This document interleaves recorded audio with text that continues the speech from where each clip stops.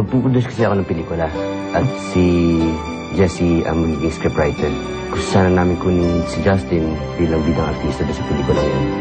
And I'm willing to pay kahit magkano. Gusto makuha lang siya. Hindi, I'm sorry, pero alam mo naman, wala nga talaga si Justin, di ba? Wala nga talaga yun. Actually, may sasabihin din kami sa inyo eh. Ano yun? Ikakasal na kami ni Justin. I'm so happy for you, Elaine. Sa wakas, ikakasal na kayo ni Justin. Justin, tingnan mo. Lagi ba sa akin? Bagay sa'yo, Jessie. Ano sabi mo? Hello, Jessie? Pwede ba akong punta sa inyo? I just have something important to tell you. Gusto ko lang malaman, sister. Alam mo ba kung nasa si Justin? Ano, wala na bang ibang artista dyan na pwede mong ibang itrigahin? Puro Justin? Ano? Sayang. Sayang eh. Anong pinunta mo rito? Sayang kasi magandang balita ang dala ko. Tanga-tanga ko talaga, Luigi. Umaasa ako sa wala. Hindi pala ikakasal na sa'yo ni Elaine.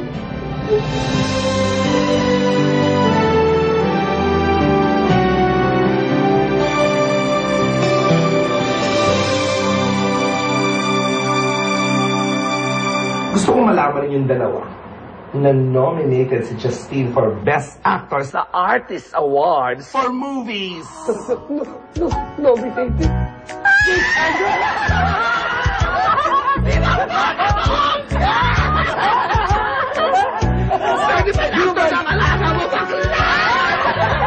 Aminin mo yan! Aminin mo, okay ko sa kanya yan! Uy! Sabi mo kay Justin, ako nabagal din ako! Ang nanalo!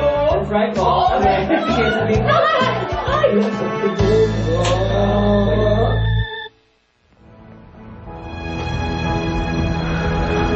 Pahinga ka na, Jessie.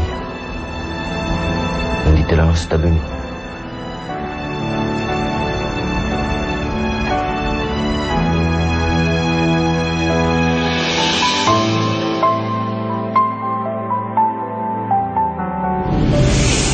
Justin, mahal kita.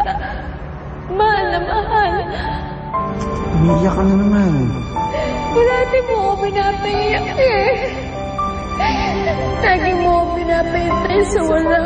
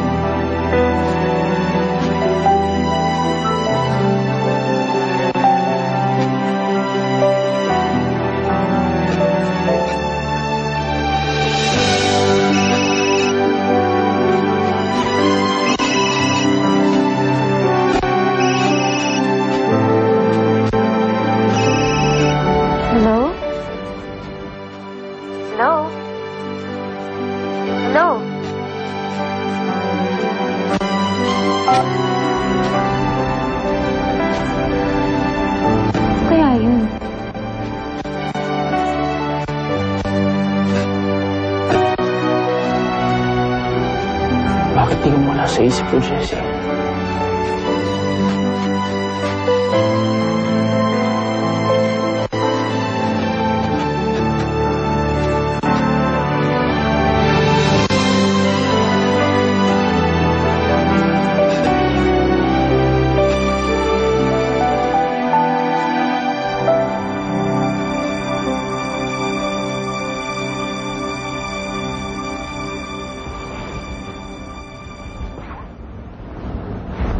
Luigi.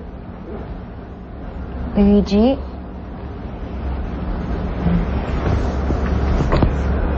Nakatulog ka na dyan. Okay na ako. Pwede ka na umalis. Hindi mo na ako kailangan bantayan. Alam ko hindi kailangan. Pero gusto ko. Gusto ka na. Okay naman ako. Hindi naman ako mamamatay sa katangahan, di ba? Kaya sige na. Umuwi ka na. Okay na ako. I guess I better go then. Para makapagpahinga ka na.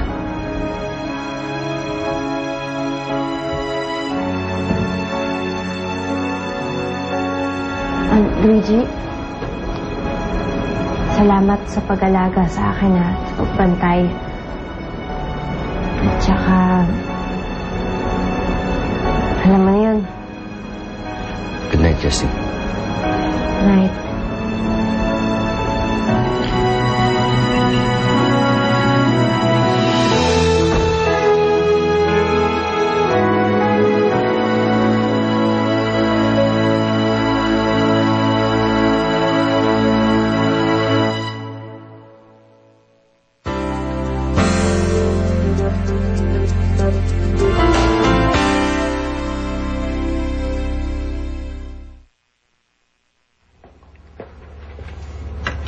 Morning. Let's have breakfast, Dad. Ah.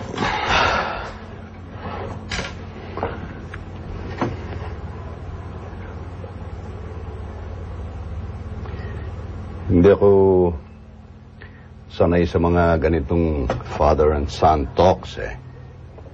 So I'll just go straight to the point. Kung hindi mo talagang mahal si Elaine, bakit mo pa kasalan?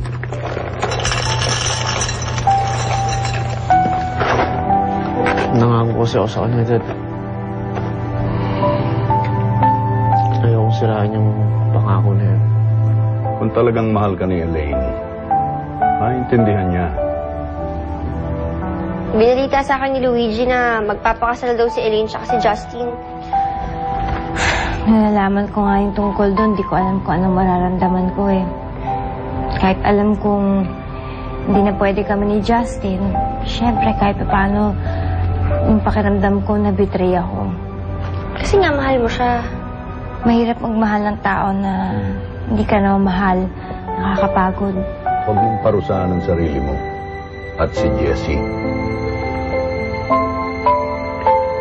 Son, you deserve to be happy. You deserve to be happy with the woman you truly love. Kaya Jessie, mag-move on ka na. Hindi ka naman pwede mabuhay sa kahapon. Kasi past na yun. As in, past tense na. Alam ko. Kaya nga, tignan mo na lang yung ngayon. Tignan mo, kung sino ba yung nandyan palagi para sa'yo ngayon. Sino yung nag-aalaga sa'yo. Kasi Jessie, baka naman pag nakatingin ka lang sa kahapon, hindi mo makita yung ngayon. Paano ka na lang bukas?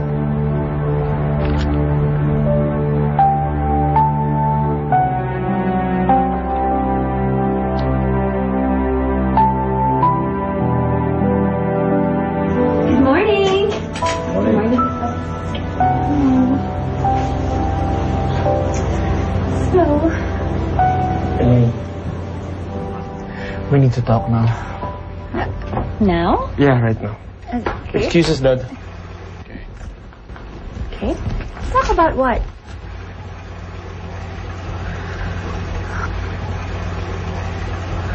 Elaine, I'm sorry.